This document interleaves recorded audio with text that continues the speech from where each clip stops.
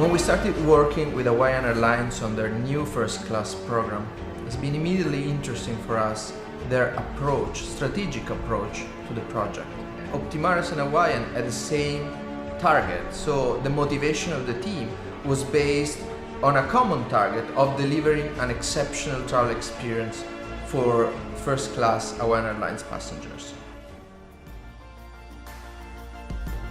This project has been a really long journey from conception all the way through the fabrication of the seat, and I'm really excited to see our guests experience it for the first time. I think it's going to be something that really brings our brand to life.